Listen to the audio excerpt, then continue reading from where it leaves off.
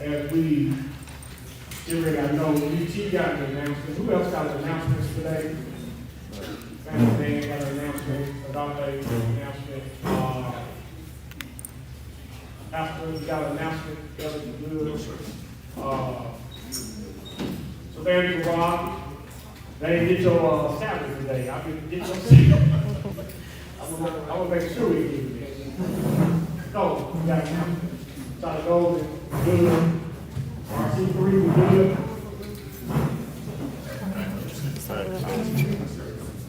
Brad, yes, we got an announcement. Yeah, so to go between the two, you got 3 fingers. Okay. Maybe with that. Hey, guys, hey, hey. I will make it work. Yeah, and which one you want first? I think. Well, I that's think all. the ethos. Okay. And if I need to, I can sit up. I can. Okay, because it's after. You know, he do that How now. we looking? How we looking? We good. We good. We live. We live. All right. Hang out, doing again. Welcome to this, to our weekly, So you know which one stakeholder meeting to those who joining us live online. I know we got a new setup, so I pray all of you will hear us well and come through. Again, I want to thank my daughter, Tia Caswell. Give her a hand. She's been working all night. And she stayed up here all day, all night to get before the work and then get here again for the next couple of this morning. But again, I thank her for again putting in all the work. And as y'all see online, y'all should see a different setup for us there. And please make sure that you share this out so that others can get this information. We're going to be sharing some valuable information today about our lunch, a WrapAround District 6. Give us all a hand for the work we did. I tell you, I want to thank Teresa Franklin for making organizing the press conference on Friday. She knows what she's talking about. When she say, do it on her hand for support that press conference. Y'all want a media guru, she most definitely is there, and I know how this system works. I know we have been getting calls from all over the city, even in commission meetings last night as they recognize the lunch and the work of this community. I told y'all this is going to be a ripple effect throughout all of Shelby County. And told Friday, I shared told the media said, like, how do the other parts of the county get this? I said the same way that I sit with the county commission, we got district connectors in every district, and the whole next is ours, and she's gonna make sure, she go back and sure what's happening here. And so again, to those we want to, today, and we're gonna make it a lot easier for you. We're gonna be sharing the whole vision out to the whole county as we stream it out online. The reason why we want to do this as well, again, we know that this work is not something this district alone can do. This is going to take all of us as we reach to the 960,000 citizens of Shelby County to know that we got work to do. And this is just a framework of a plan that, again, I say this is nothing that I started. This is work that we're just coming alongside that's already been going forward, but we're doing it in a unified way. And so I'm going to be sharing some of that as I get ready. I'm going to let UT come on up, Brother Chris, first. Give Brother Chris a hand. Young man doing some great work in UT sometime soon. And now we are partnering with Pastor Leon Gray. Stone. Good afternoon, everybody. Okay, we actually have a few announcements coming up here over the next month. We're going to start off this next Wednesday here at the Building Place. From 1 to 5, we're going to have the informational section on our new public safety initiative play. We're going to have the creator of the play, Dr. Howard Deep, to come out from Philadelphia to tell everyone in the community of Memphis about what we have to offer, benefits, and how we help with this initiative and reducing conflict, help reduce interactions with law enforcement, and help overall help take care of our young black men here in Memphis. We hope all y'all come out here. It's free, snacks, from 1 to 5. Okay. So that's some flyers on the table, and we might have this. We'll be having our own Dr. Alvin Stewart. We'll be doing a conference at the Great Hall Conference Center in Germantown, Tennessee. That'll be on November 12th from 10 to 11:30. It'll be titled "A Framework for Achieving Mental Health Equity." If you'd like to attend, this will be a big table as well. One on the back table. Just getting to our group. And last but not least, starting on November the 20th, we'll be starting our project again. The other one. It'll be a series of lectures Which between one? our professionals and the community trying to get a better relationship and see Yeah. what's going on in the community and better understanding for people in town. So please, Okay. see all the flyers Yeah, now. I'll get Please you. come join us. Specifically, come join us here at next Wednesday, from 1 to 5 p.m. The Woolies Snacks. We want you to come and really hear about what Dr. Steve has to say. Thank you. Thank you so much, Pastor. So come on up, Doctor.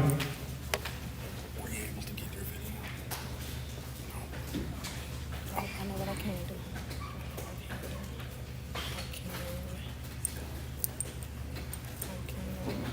I can send it.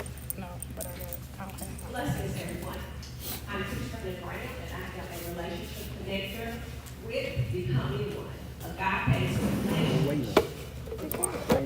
I'm here today to ask for your help.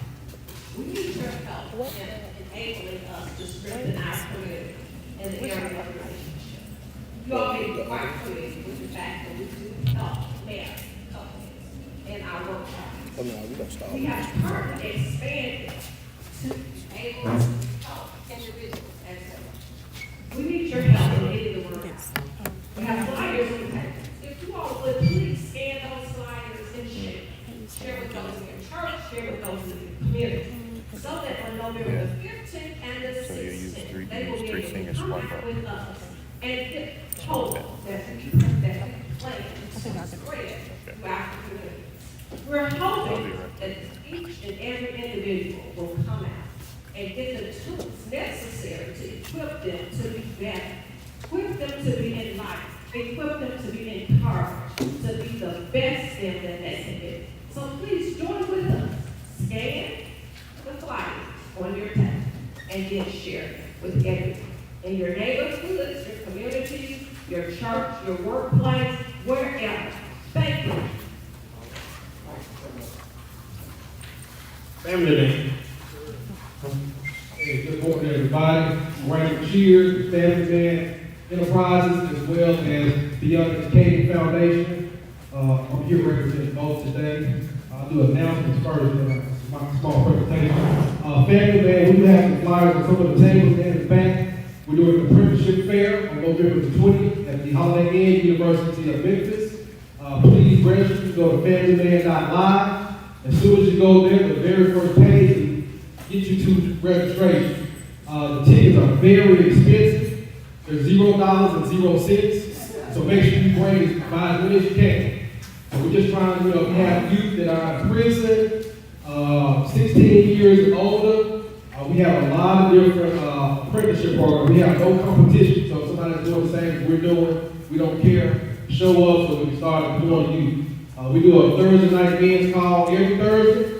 The youth cried out and said, we need some money.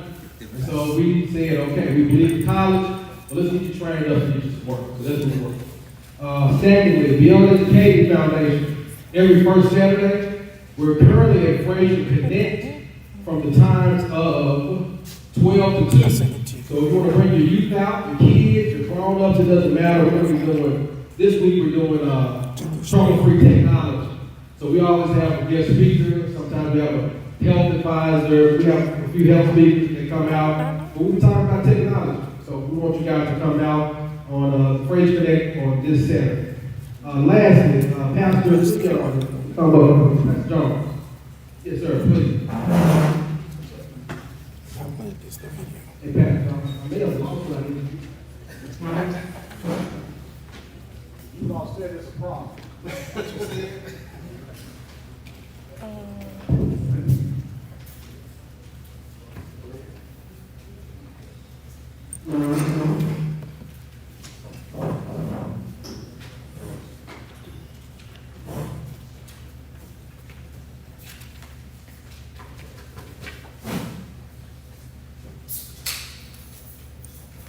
Where you did it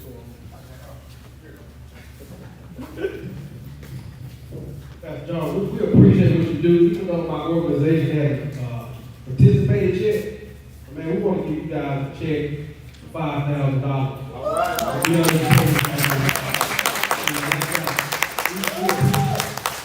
I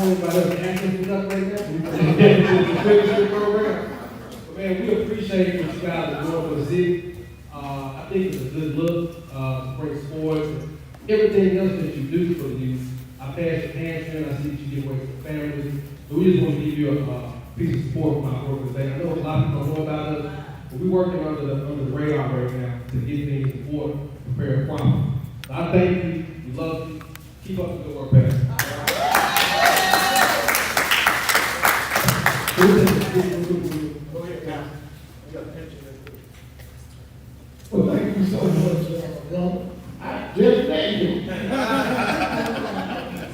Yeah, I want to read you again.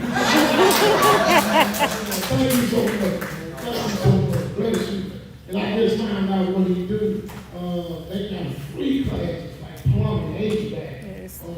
IT, airline. We got to get involved with that. They will not use student loans. And so we got to get involved with that. Then once they train the young men, they get paid as a journey, and then they get hired permanent. So we got to do that for these young men. They're not going to go college. But thank you so much, man. Bless you.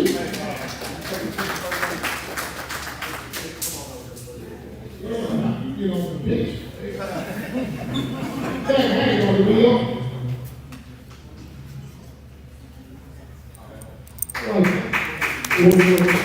Thank you so much.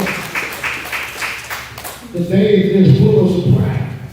So thank you once again, brother. Thank you, Bishop Caswell. Just want to make a couple announcements on this Thursday, which is Halloween. We'll be having our Oktoberfest 6 to 8 in the back. And so we'll have like 25 car neighborhood where we're going to do trunk or treat. We'll have movies and games and face paint and food. And so we want to thank all of those on the workplace who helped me do this, because I know certain can't do it by themselves. And so that'll be 6 to 8, so all are welcome. And then on Saturday, which is the first Saturday, I think it's going to be Saturday. Anyway, it'll be our local food pantry. So we'll be on that Saturday with the pantry and diapers and the food from 9 till 11. And then remember, light at night, evening, this to evolve. We just got so many praise reports. When I started doing this, I wasn't trying to get no national attention. I was just trying to help the young men, because I personally buried about 40 of them. So that's why I started. And so, I didn't know we were going to do all this, but I thank God for that, so we can give more resources to help these young men. So our best partner was Nike, and I think Nike is going to be trying to help them with tennis shoes and apparel. But thank you so much, family, man. Thank you, for doing that. So many folks not nice to each other, but that's what I'm trying to promote, that we don't that we don't compete, we collaborate. And so I have over 20 partnerships. My biggest one is Senior League. So anything I can do to help anybody, I'm willing to help. Amen. So thank you so much, Commissioner, for your vision and your help. All of the legality part of Life at Night, it came from Ms. Brown.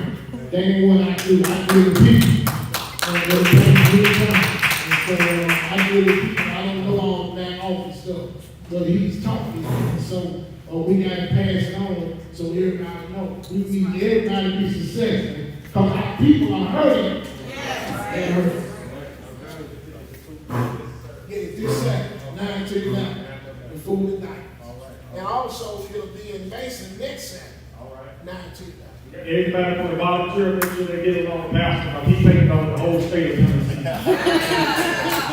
Again, thank you, family man. Thank you, Beyond Education. That Beyond Education is his wife and his family organization. They're going to be providing some of those STEM programs into District 6 as well. And this is, again, what it's all about. It is people watching us, y'all. Let me say that again. People are watching us. This is the season where God is just going to send people from the north, the south, the east, the west to sow into this work that we're doing. So all of the organizations, even those who are not yet here, a part of the initial launch of this work, this today is that as we're sending out the emails this week to every organization, state, local, federal, as well as nonprofit organizations. Why? They're going to see what y'all about to get ready to see in this PowerPoint and presentation, that they can see themselves plugged into District 6. Some major things are taking place here economically, through our public safety, through our public health.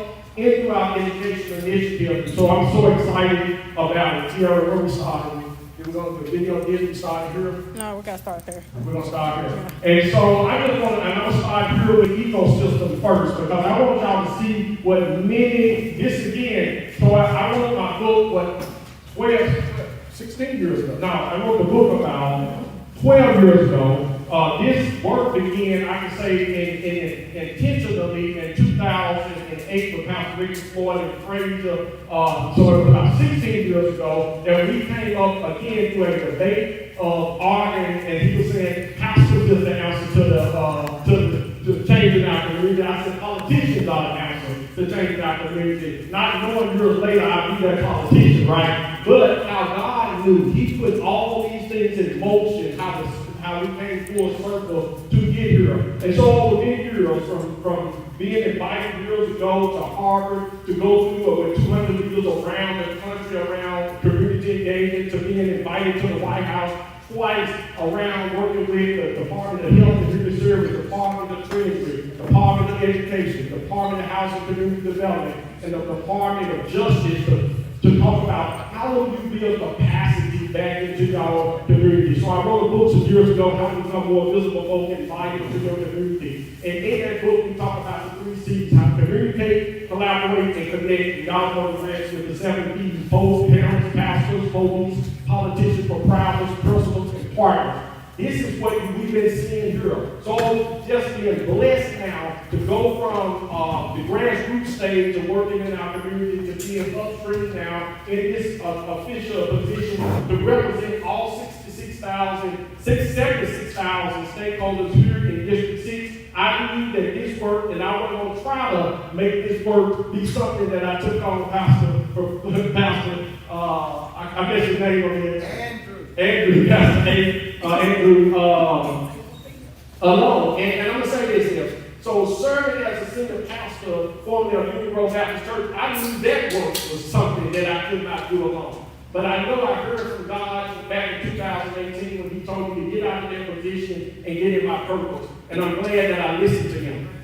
And being obedient to God, we've been able to put together and I'm starting here with the ecosystem before I go into the mission and the work and how it's going to be laid out in its full capacity, because I need us to see all where we fit into this ecosystem of this work. So one of the things is that when we talk about building an ecosystem, when we talk about building sustainability, as I looked at when I went into the county, I was blown away that I didn't see vision, right? It was like we were just putting Band-Aids on it. As y'all heard now on the news, they talking about the ordinance that we're pushing to go forward. Those ordinances should have been in place, because generationally we're seeing kids going through that system. They were not getting the mental health counseling, the WrapAround service. Guess what? 70%, the data shows 70% of them that end up in that juvenile justice system going to end up in our jail. Why? Because we did nothing when they was in the juvenile justice system. We did nothing when they was in their neighborhoods and communities that we knew was toxic environments, and nothing was being provided for them to break those cycles. So what do you think it's going to do? It's going to continue to be passed down. So how do we as a community begin to do this work? How many of y'all remember 2017 when we had that straight line wind come through here and shut everything down, right? In 2017, I told Nicole, she was out there working with me 6 whole days. We was out there, Pastor Ellis, we was out there from sun up to sundown. No lights in Frazier. We were stuck with basically, at Union Grove Baptist, I was pastoring there, and I thank God that the 7 P's showed up that Sunday, that we began to hit the ground, feeding over 6,000 people, documented in a week off a barbecue grill on that parking lot. Y'all better hear me. And so give God a hand for that.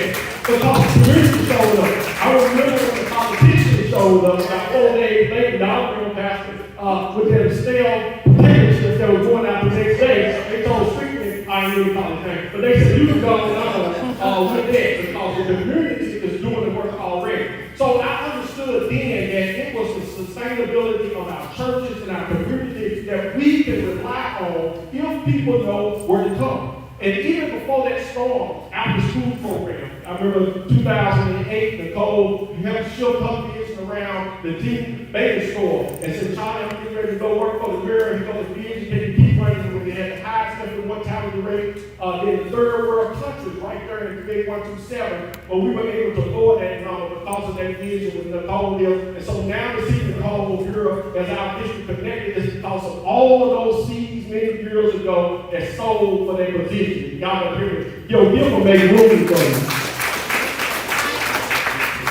And so as we did that work, it was that hub that we had that gave us that sustainability. So everything y'all going to see in the next 3 slides is going to be impacted by hubs like this here at the dwelling place, hubs that's get a good walkthrough with the Embassy of Faith over Raleigh Milton. That's going to be one of our hubs that's going to be there. Pure Academy coming in 2025 as they get ready to launch in Nutbush will be one of our hubs. And again, it's going to be a triple effect as all others come on. I know RC3 is getting ready to build a performing arts center over off Raleigh Milton. And so it's these partnerships and collaborations that we're going to continue to do. But how do we get there? Community engagement. Over the last now 10 months, we've been meeting here in the dwelling place, having community meetings, collaborating, connecting, coming together. Like there is no other district that's other than Fraser that's doing it, but no help at their political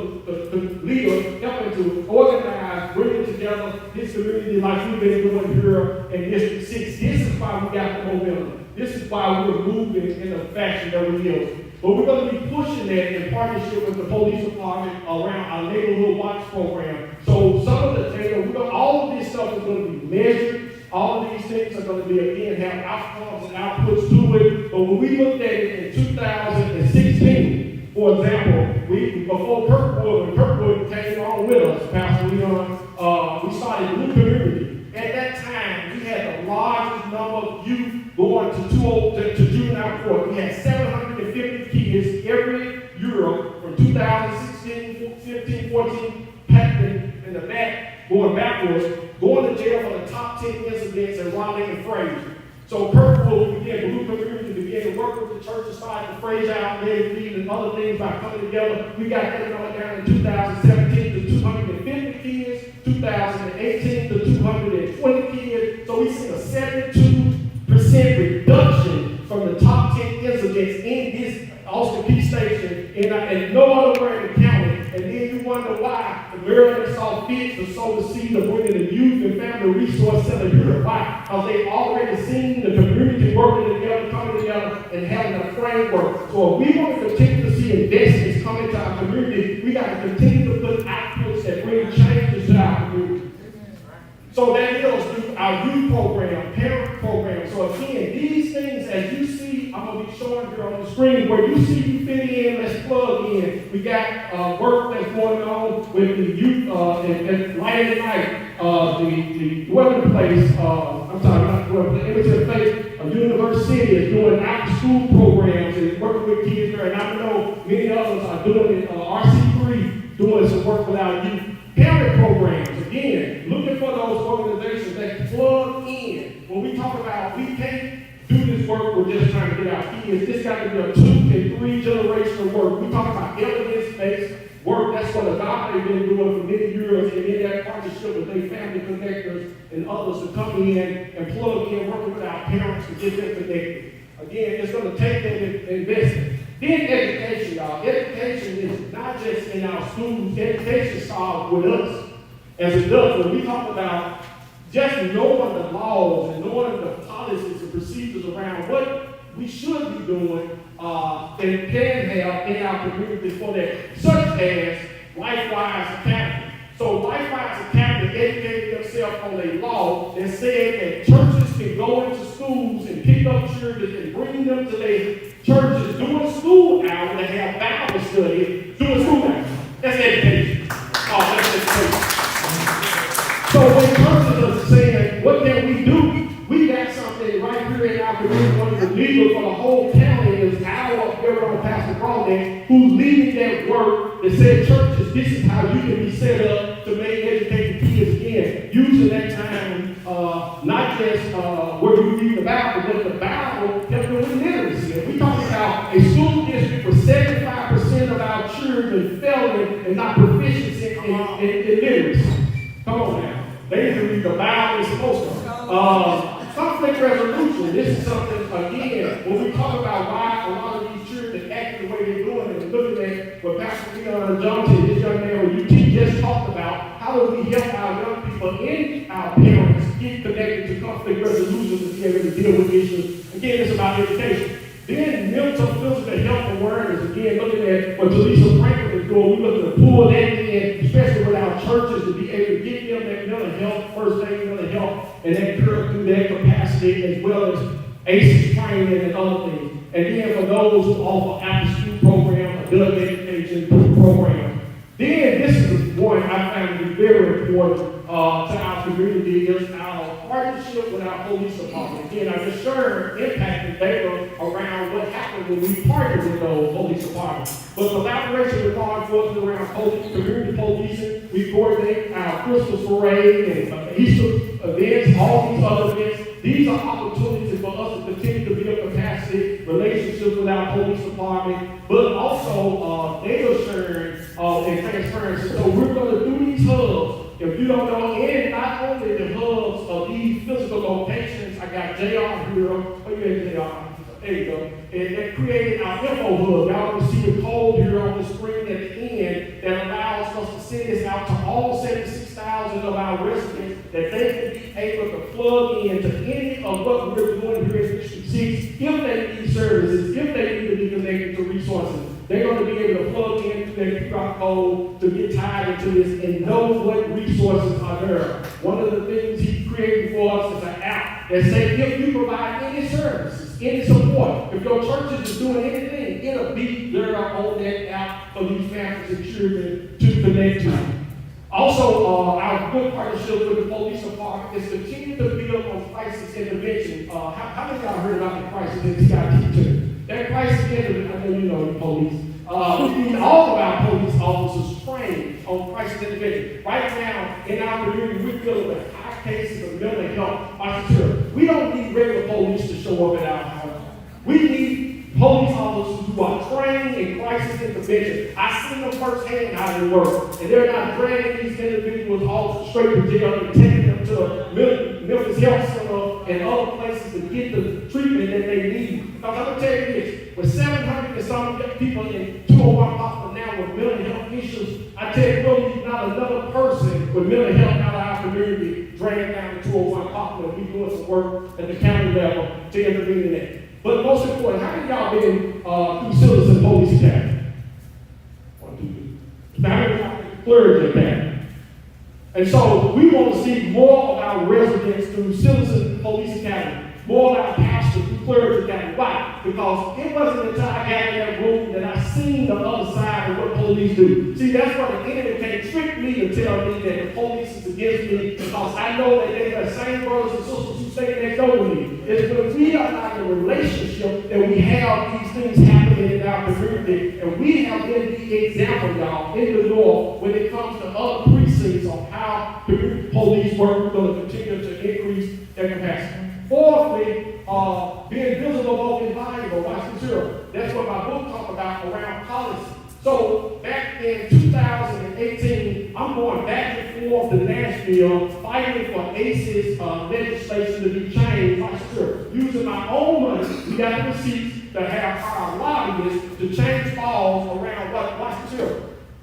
What the evidence-based research showed us that these children who had 4 or more adverse childhood experience were 1,200 times more likely to commit suicide, 50% more likely to end up in the justice system, dropping out of school. We got the data. Watch this here. The state got the data. They paid millions of dollars for that data to be done. But watch this. Shelby County Schools with an almost $2 billion budget was not entertained. The Shelby County government with a $1.6 billion budget didn't have nobody up there fighting for it. Right.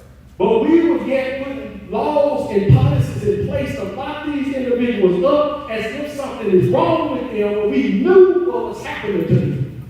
So we ain't talking about just being soft on crime. We're talking about getting to the root cause, because if we don't address it at the root, we're going to continue to see the fruit that we're getting off that tree. So how do we do that? The evidence-based research that we have, the evidence-based research that we are yet bringing in, we then can build capacity, whether it's at the local level, like I here last night with my colleagues, again, I presented policy around public safety, they voted, so now we're going to present levels to our legislators and our lobbyists at the state level to fight for some of those public safety issues. If we don't come together and bring that to the table, they can't fight for us or we can't get these policies changed.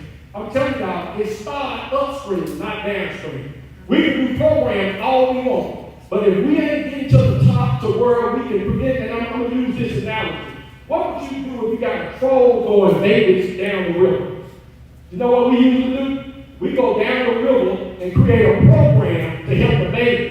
Now by the time the baby gets to us, it went through 5 and 6 adverse childhood experiences when we collectively can go down to the county commission, fill that hole up and say, no, you the troll, stop throwing our babies down the river. So the government is the troll that's throwing the baby out. In the state of Tennessee, how many of y'all know that there is a policy that we pay the jail system a fine by not having the beds 90% filled? How many of y'all knew that? We paying them by not locking our babies up. But then we sit down here with a program where we need to go up there and make them change some policies that say the fact that we in the state of Tennessee spend $700, I'm going to give y'all apples to apples converted. We got $750 million a year that we spend for 30,000 individuals to be locked up in jail. Watch this here. We only spend $250 million a year, $750 million to lock up 30,000. We only spend $250 million to educate 30,000. Almost 3 times more to lock you up. They spend almost 200, according to what the number of youth that's in Wilder right now, we spend almost $200,000 a year to lock up one person. When they only spend about $15,000 a year to educate. She's down in the district attorney office, she knows. Y'all heard what I said? You spend almost 10 times more for one person to be locked up when you just still educated them 10 times. Great. That money could have been used in that dysfunction family. That money could have been used in that dysfunction community. That money could be used in, you know what I'm saying? In many of these capacities. But guess what? If you don't have a plan, they ain't going to use it. This is why we are creating this strategic plan. Other things we talk about, affordable care, zoning, some of the zoning things we're working on. We talk about the light, that's what Charlie Golden again, and his team is out there, and they're going to be able to bring back the data to show us where these areas are that's lighting, and what we're seeing being watched here. Around those areas, those apartments, those communities, we can go in with awareness and parents that teach people about how to keep those communities clean. Because there's been time we've been out there doing cleanup, and while we clean it up, they'll try back and throw people right out the window.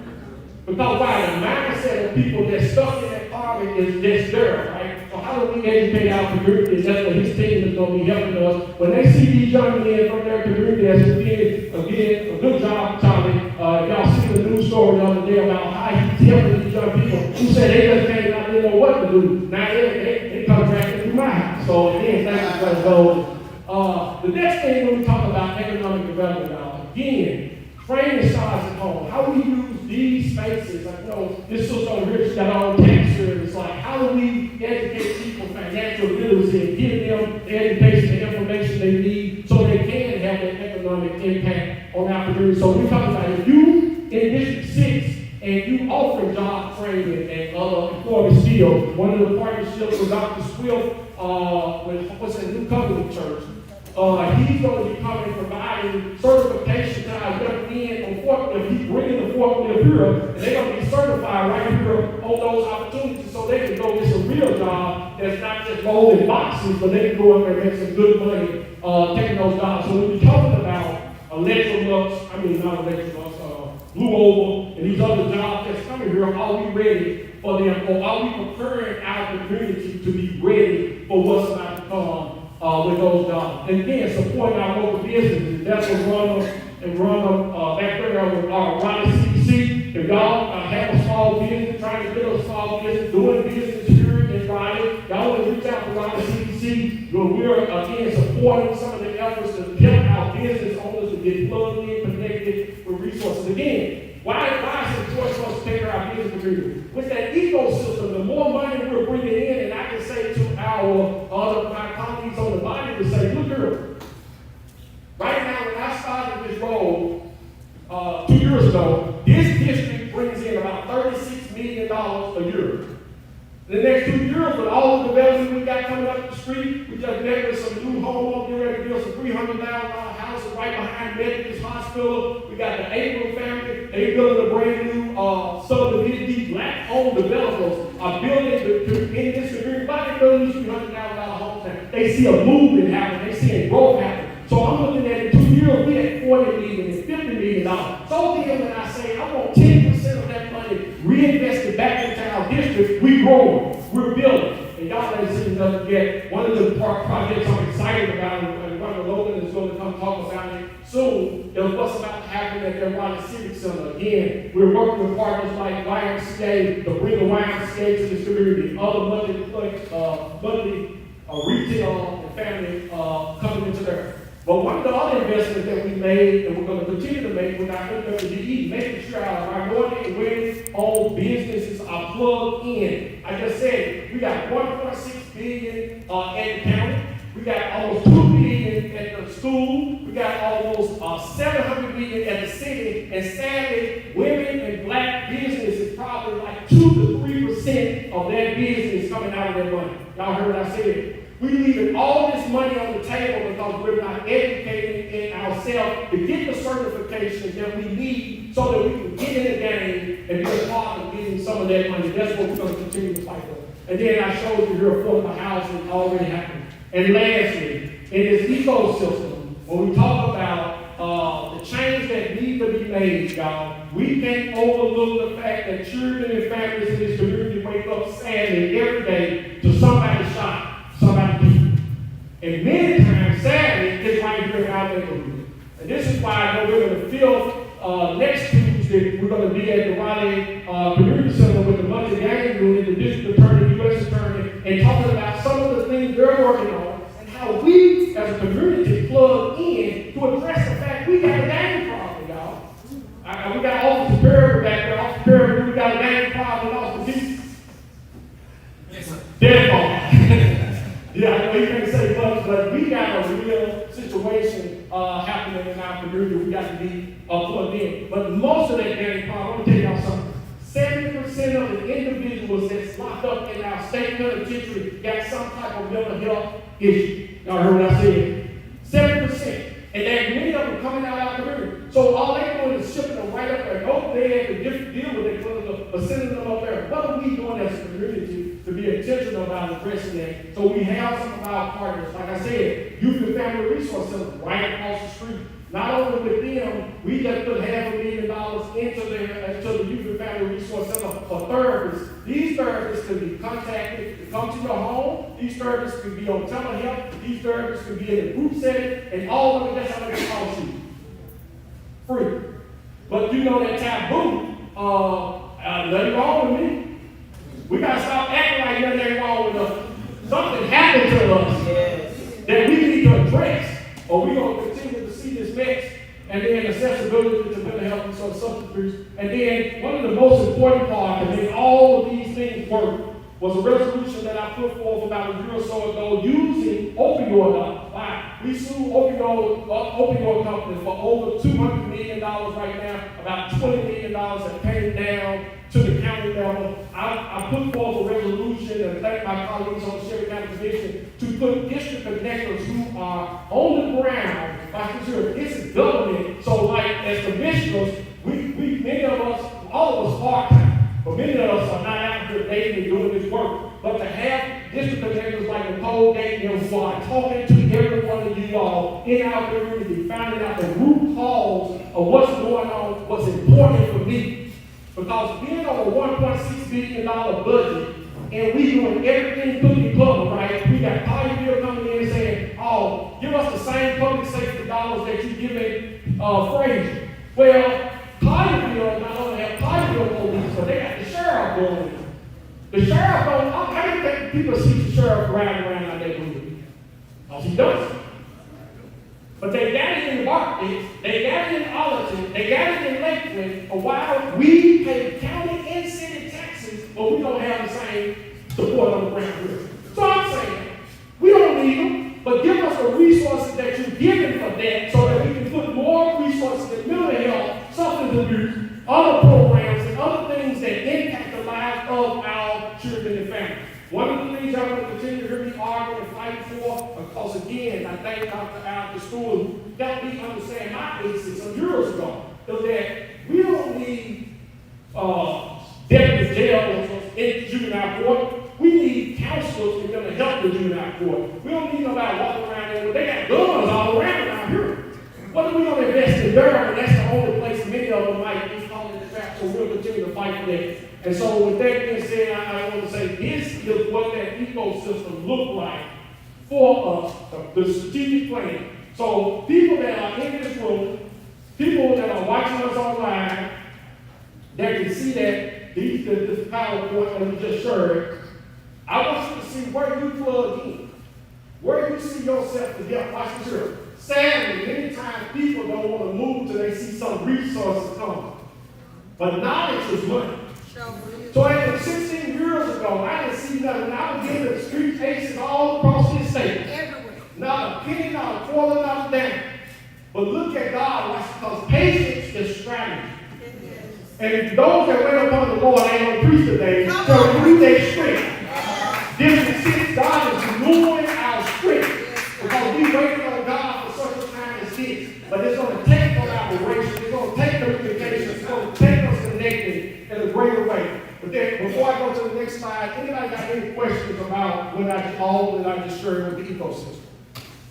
I need a question. I got to speak on y'all. Where you see yourself plugged in? So, Get the next slide. so Commissioner, could you just get those 5 or 6 things right quick that these nonprofits need in order to line up? Right. We're funded. You know, the 501, we got the person that can do it. Right. They gotta have the policy. Tell us. So many times, y'all, we think that just because we got a 501c3, that we automatically supposed to get the money. Right?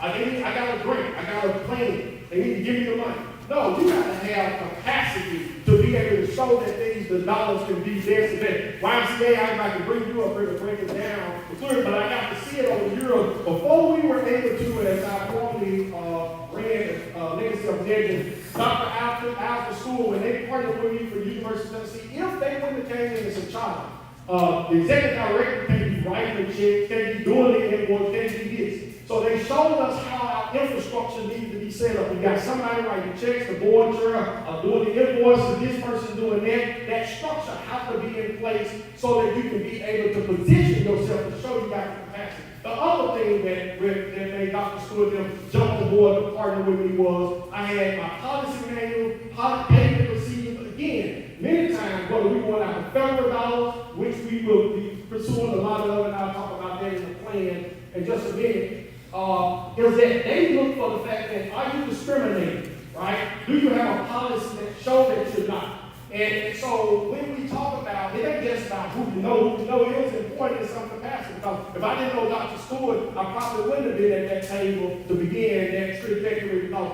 Pastor Ellis know this, we were running in putting out fires all day. But you had great organizations, and I'm not going to say they were bad, but they were on the side collecting the data. They seen us doing the work, and they were like, okay, that's one out, that's another one out, that's another one out.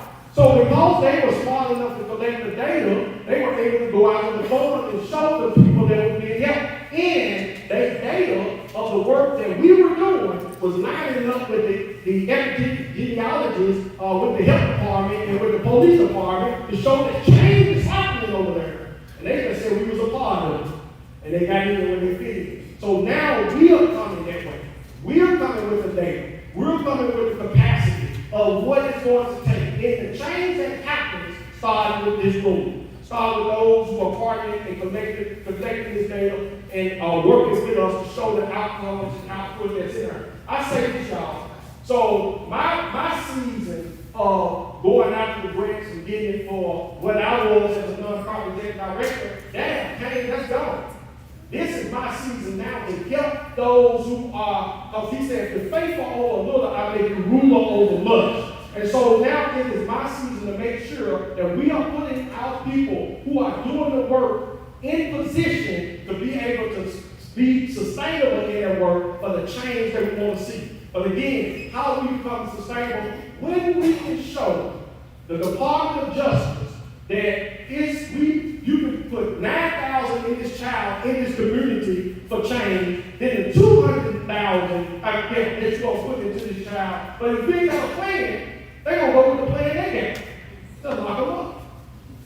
So, thank you, Pastor, I pray that now, but that is some of it. But we're going to also be providing some sessions on those classes again, especially here in District 6, bringing in some of those experts that's going to help us show how that capacity is built, and to make sure, and some of the questions that's asked in our, when we do our data track, is asking those questions to make sure you have those pieces in place so that we be ready for the next level. When we talk about having a backbone organization, the reason why, again, I can say this honestly, the reason why, and I'm glad I did go with School C to be our physical aid in those, because I didn't have just one backbone organization on the ground that I can say that if this person will say, why you give him the money? Why you give her the money? Like, so we ain't got time for that.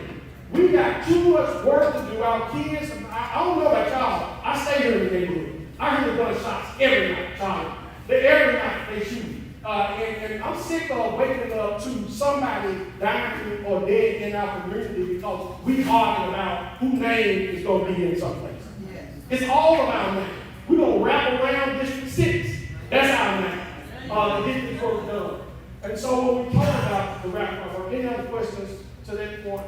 Again, no questions is not a question. I appreciate all questions. And again, to those watching, we want those outside partnerships and collaboration because we know we don't have all the answers, but we know we're building capacity to get there. So I'm gonna go quick through this PowerPoint. Y'all got it on your table because y'all may can't see it. You got it on your table to see it until it's showing up on screen. To those who watching us live, online, but that you got to have a strategy.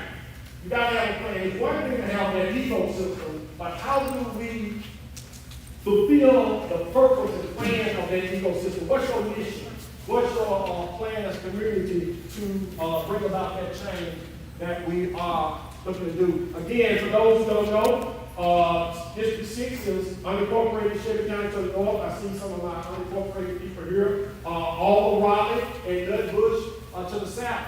And you know, I say this about our district, y'all. Up in my unincorporated area, I was with some of my families up there. Some of them are 6-figure people. But you go down to my Nutbush, some of the communities, even some of my communities in Raleigh, they barely make it 5 figures, $10,000, $15,000 a month. So I have a broad diversity that we have to work with to make sure that we're fulfilling this vision and plan. So again, creating a trauma-informed and trauma-responsive community in Raleigh, Nutbush, and unincorporated Shelby County. And why do we say trauma-informed, trauma-responsive? Because we want to address the root cause, right? We want to know what happened.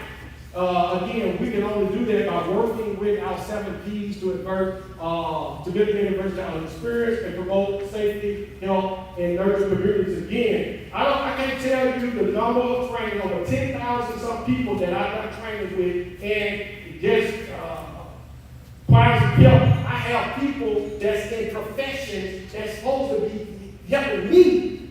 I'm helping them. Because they got in that profession with their childhood trauma, and now they're being triggered, and all hell is breaking loose because we haven't been dressed, we haven't built as a community, but yet we're trying to build as a community, and then as soon as somebody says something or posts something on social media, you tie all the house down. So how do we get there? One of the things about y'all we're going to be building in this work is evidence-based work. So one of the things I say about the 7P model, it is an evidence-based work. And Samson report talks about community of practice. Everything we've been doing has been community of practice. Us sharing information with one another. Us coming together. Nobody can tell us how to come in our community and help us better than us. I just said something. So we wait on Superman. Guess what? Superman is not coming. The pastor don't come, the police don't come, the politicians don't come. We hear already, and we looking for something out there. Yeah. So we need that to have that collective impact approach to community engagement and develop, utilizing the rapid model. So here goes the community practice model again, a group that shares common concerns and goals, working collaboratively to advance professional practices. Again, sharing best practices, creating new knowledge, regular meetings. And this is what we've been doing weekly, and then we're gonna be holding monthly meetings. So next month, we're gonna have a couple of meetings and a good Thanksgiving dinner, to do something good with you, but I want to do something for the seniors right before Thanksgiving. And but December, we won't be having meetings as we're wrapping up for the new year, that when we roll out, we're gonna have 3 first and Tuesday meetings, and then our 4th meeting is going to be an evening meeting of community organizations, stakeholders coming together to address many of the concerns that we're getting from parents, pastors, police, or families and folks that we're trying to help utilizing that rapid model I'm going to talk about in a minute. And Brother Carl Hill is going to come in and do a training on that with all of our 7 key stakeholders to talk about what this looks like. And here goes the rapid model. This is, again, evidence-based model that is based on evidence that can be used to help people in acute distress while also helping to build resilience in communities and organizations. John Hopkins, how many of y'all heard of John Hopkins Hospital? And I know they're in Washington, D.C., but they're in quite other 3 places. Utilize this model, again, to make that impact through rapid building, reflective, active listening, right? When we go into communities or families come to us, how we able to listen to them, assess their problem, prioritize who we need to connect them to, where their family needs to be to help with intervention and disposition of their work. Again, I talked about the stakeholder meetings. One of the things I see, United Way Bureau with Drive to Dream. How many of y'all are connected with Drive to Dream, churches and organizations?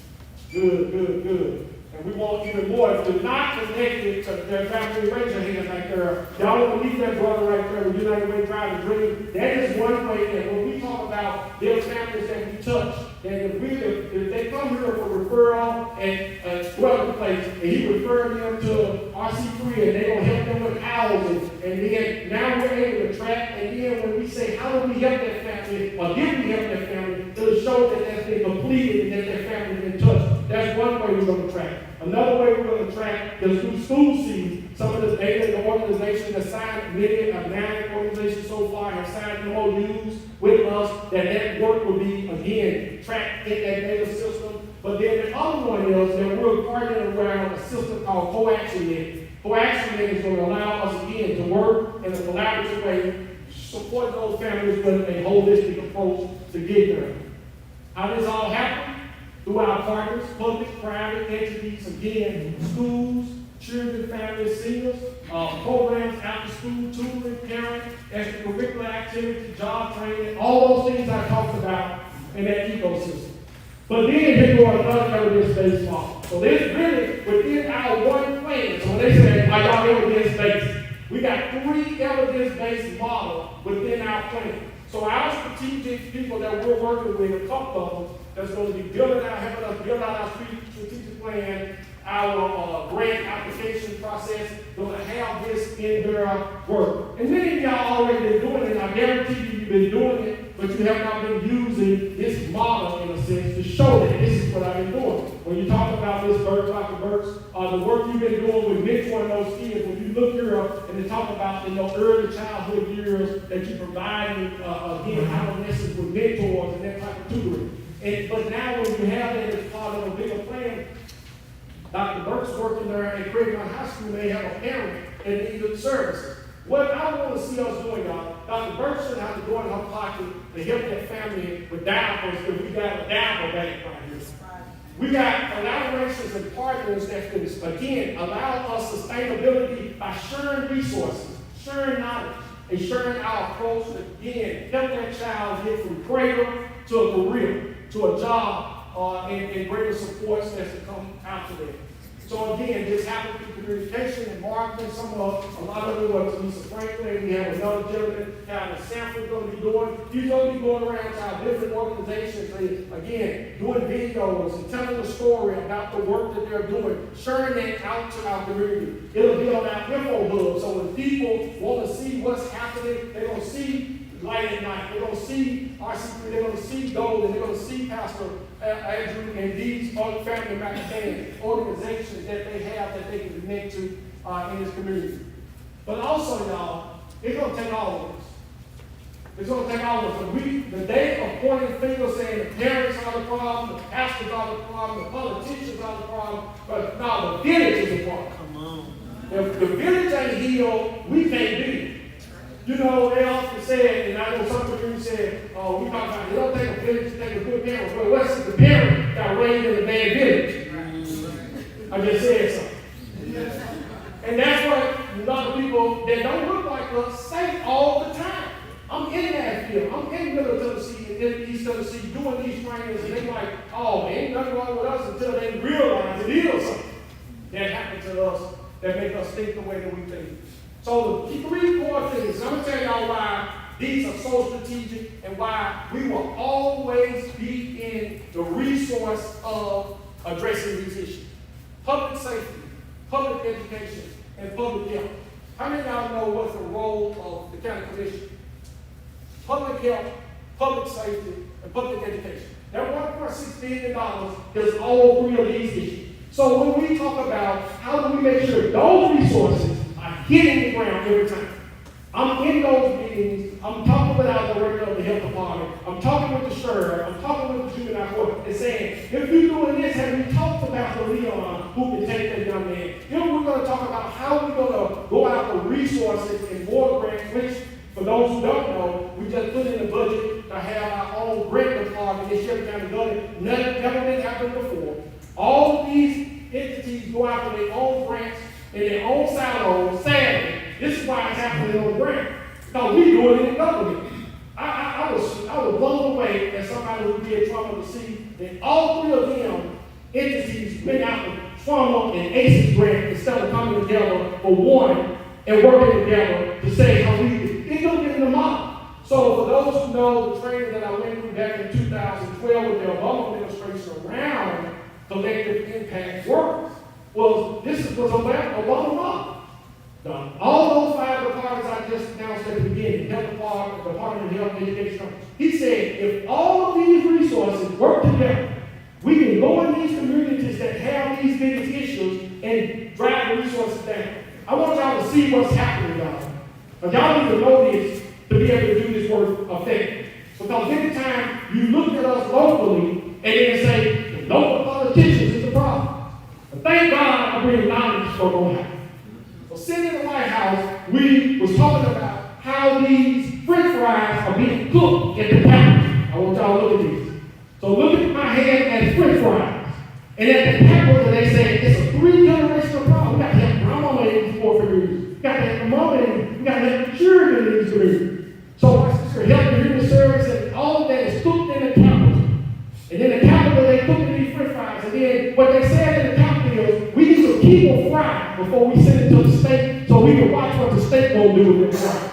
Then the state get the fries, y'all know what they do. They keep, I want us to give them 1. I'm giving them 1 now, but they keep 2 fries. But they give a fry and say, we gonna keep it. How I know that right now at the state of Tennessee, over $800 million in TANF money that has come from the federal level that's supposed to be in the households of these poor and many of your organizations doing this work is sitting there in a rainy day form. So they say, we're going to keep them fried.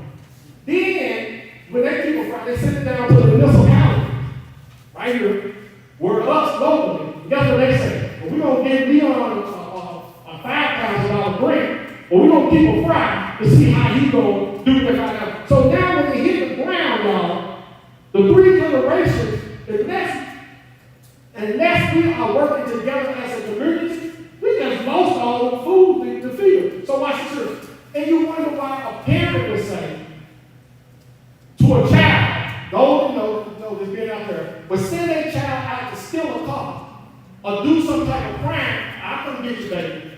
Because the fry is going to feed him with a program, it's going to feed him with something and keep him out of the system. But if the parent do it, it ain't nothing there for him. Y'all just heard what I said?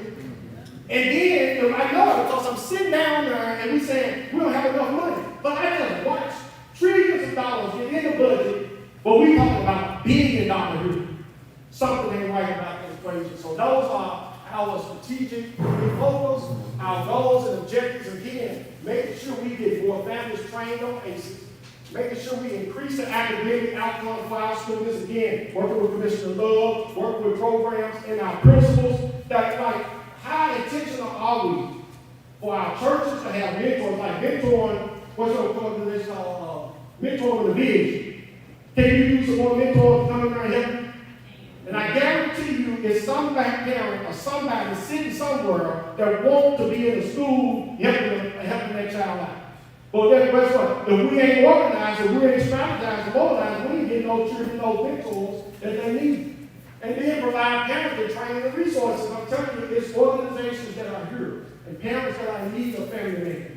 And how do we make sure family man is connected to these fathers out here? Establishing more neighborhood watches. Again, that year we talked about crime going down. We went from 24 neighborhood watches in Austin Peay to over 41 neighborhood watches in Austin Peay. How do we get to 80 neighborhood watches? Every block is watching.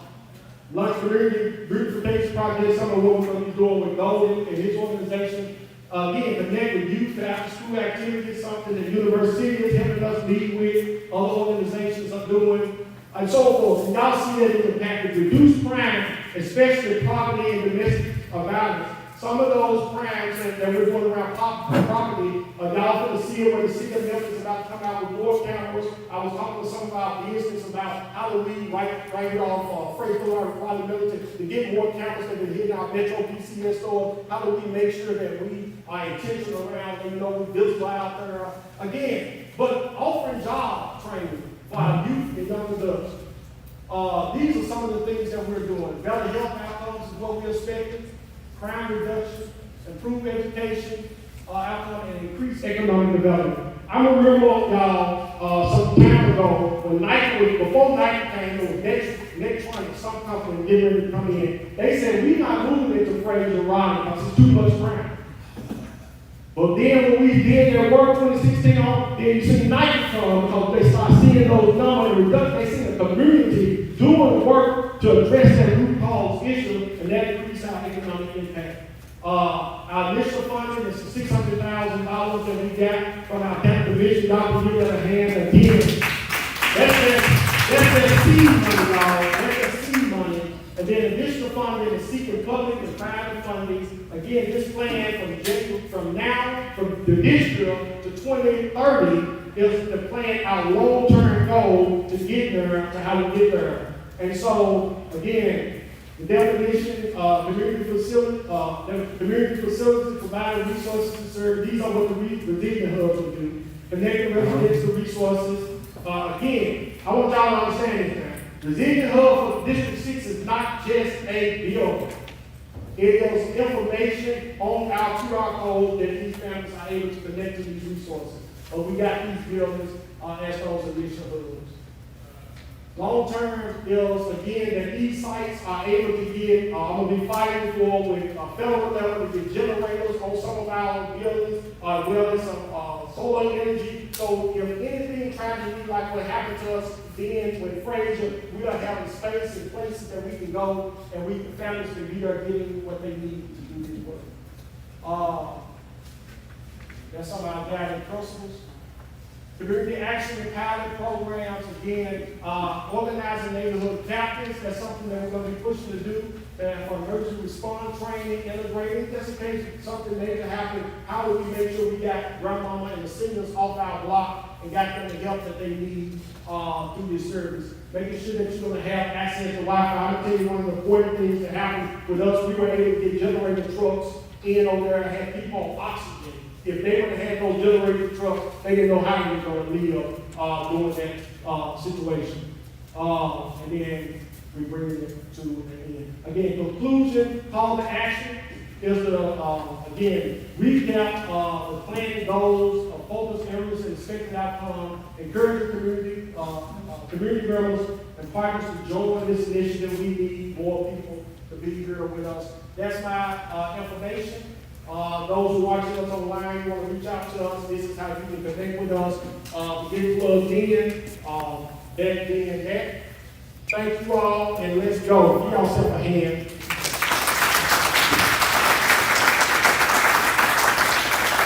With the plan that I just heard, my feelings ain't gonna be hurt. If you tell me good, bad, or just give me You're some done with feedback. this, right? Yes.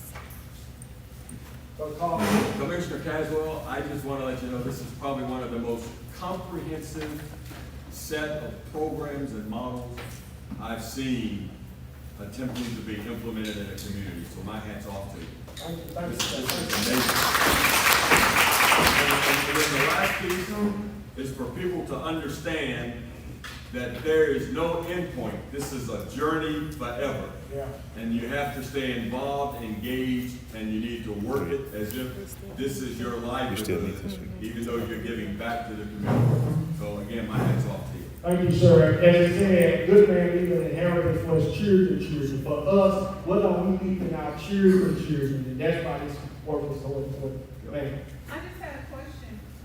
Is there an avenue in this for people who are, for young adults or teenagers who have dropped out of school?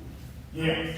So we got programs like the Golden Institute, we got Agape, I know they just left. They got a program for 16 through 24-year-old opportunity for youth to plug into jobs to get their GED. And again, some of our school partners, when we talk about needing for their education, tying them into the Memphis Virtual High School where they can do high school at home. Those are some of those partners. But then just like when your pastor, Dr. Swift, how do we plug them into those certifications and opportunities that lies there? So all pieces still, there's more pieces need to be plugged where you see yourself asking to plug in, where you don't see our young people here opportunities to come in at the table.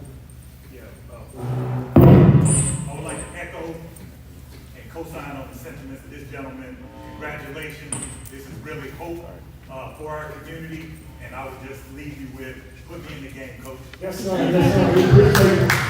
If anybody don't know that guy, y'all need to know that guy. He's been the one leading the charge of YMCA raising a lot of money, building the one that just happened to White Haven and so many others. And so he know how to go out getting those resources. I'll be attending a meeting with him around New Market, Texas Springs in a couple of weeks that will help us tap into some of that money to build some of these infrastructures out and to bring in these economic development back out here. So thank you for being here. Thank you for the work that you do in our city. I just had a couple of points. Slide 13. Are we addressing adult education and work with offenders to get educated, trained, and employed once they get out of prison?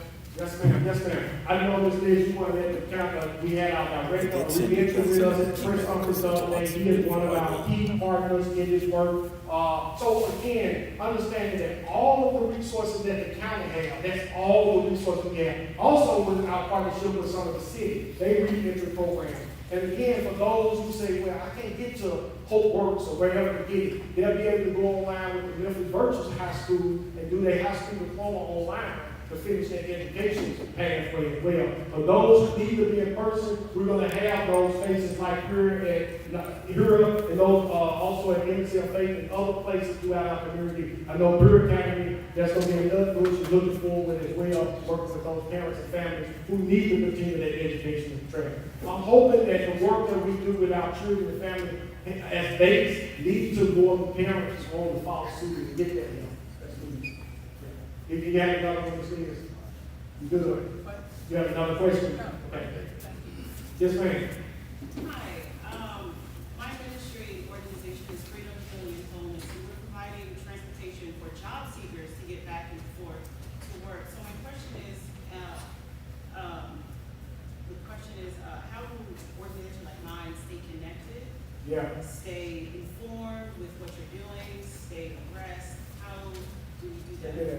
So I think she's going to put up here in a minute about QR code, but on the table you should have, and I know if you don't have it, you'll have my contact information is in the packet. And so you can email me, and we'll make sure that you get plugged in. But through this hub that we're going to be sharing, again, QR code, these is ways that any organization that's doing any type of work in or want to connect with the work will be able to plug in and say, hey, this is what we offer. How can we plug in there? One of the things of my job here is going to continue to tap into those grants and other opportunities. And let me speak to that real quick. One of our major organizations, Agape, for those who know, how do y'all know Agape? I know everybody knows, right? Agape has been doing the work a long time. They have a real powerful strategic partner that they've been working with. How they can get all this money? They got some powerhouses out of Atlanta, Georgia, who actually work directly for Fulton County and help them get over $80 million over the last 10 years. Where we're hiring them, they're going to help us. They're going to be working alongside of us. Each of these organizations with our strategic plan, they're going to help us go out there. They connected with every federal, they're connected with every philanthropist organization across the country. They're going to help sell, build, and sell what we're doing here to get that sustainable resources to do that work. And when you talk about Sister Real Transportation Company, even with the aid commission that's part of Shelby County government, like they get grants and funds, and they're looking for companies like that to provide those type of services and resources to those businesses. So make sure you send me that your information, and we'll get you plugged in. But here's the QR code, and if y'all would do me a favor, not only take a picture of this, but please share this out on your social media page. Make sure, y'all, when y'all go home and if you didn't get here, if you do it before you get here, leave here, take the social, go to my page, share out this social media to our community. We want people across this county to plug in that already have the resources to do what we need here in District 6, but we just have not. The Bible says it this way, you have not because you ask not. And we're asking today for you to partner. We're asking today for you to come alongside this work so that we can get this done. And so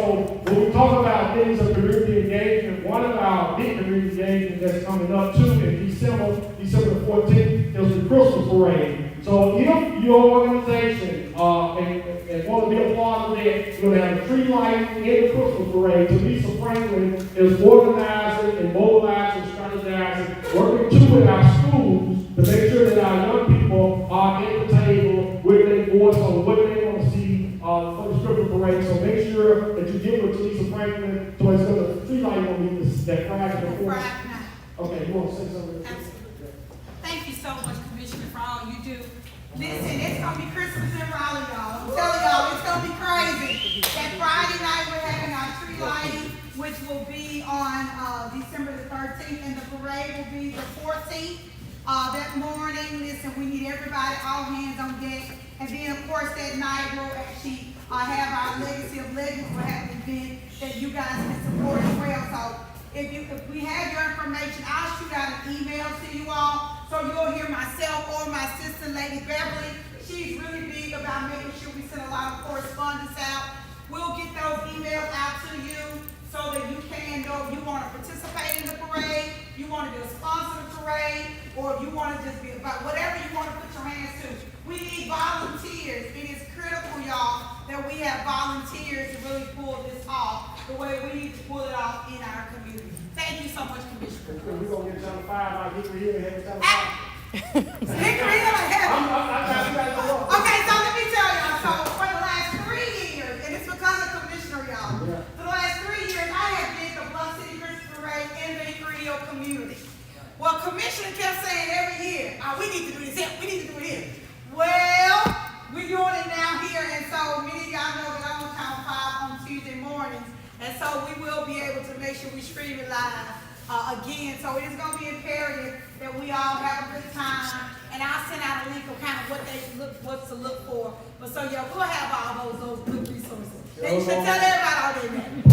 People here are loving me right now. You know that, right? Give police our hand again for the volunteers coming around. We're going to end this. I thank y'all for y'all time. We're going to end this with a video real quick that was shot to just give y'all an idea of the work that's about to take place here in this community and why this work is so important. I know I went over giving y'all much time, so tell y'all boss just call the commission and I give y'all a hand.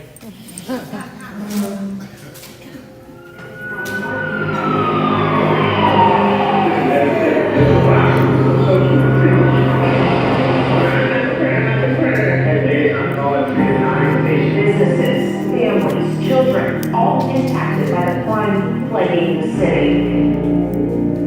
White patients are treated differently in the healthcare system. Both studies will be eliminated.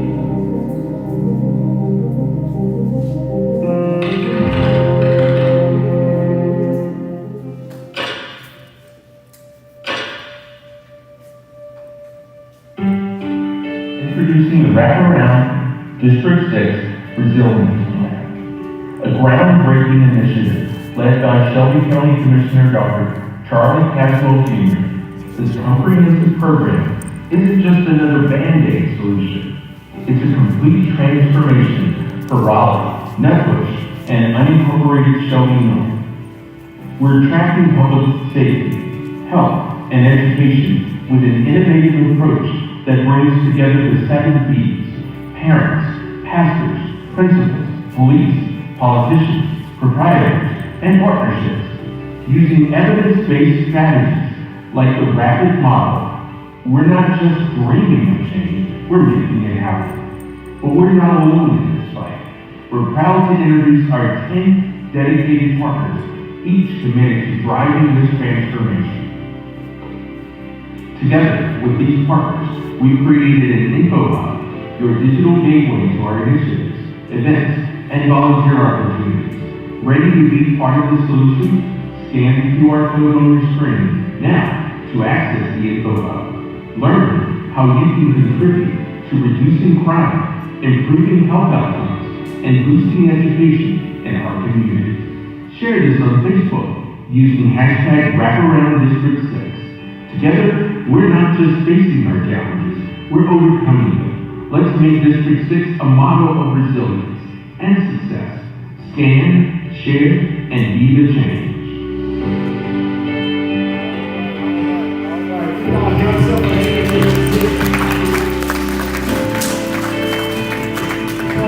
Today again, we're gonna sum up real quick, take a picture up front, and then we're gonna get ready to dismiss. But please take some of these resources, University, others got information. As I said before, y'all, start bringing y'all information here. We don't never know, somebody might walk in with a $5,000 check, like Family Man did on today, after seeing your great work here.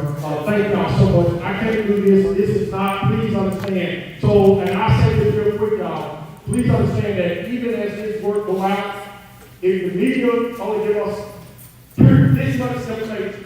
So, Pastor, even when we talk about light and night, they say, Commissioner Daniels, got a basketball. This ain't my basketball. This is his man's vision. I just came alongside him with that vision. So, watch this here. Ego to say, he taking all of the claims. I know he ain't saying anything. We in it. But ego that Pastor, he taking all the blame. So we got to put a muzzle on that if we're going to do this work, because this work got to be built on trust and intentionality.